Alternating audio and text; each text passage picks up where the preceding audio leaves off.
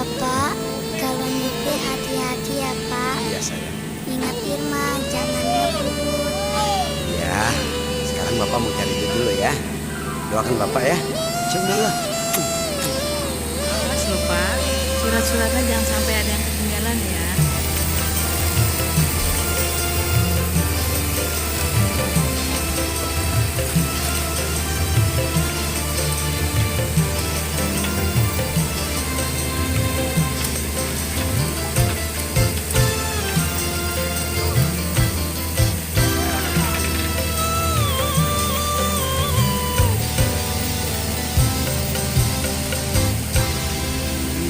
Waktu pacaran seringkali ku bilang, bersiapkah dirimu untuk menjadi istri.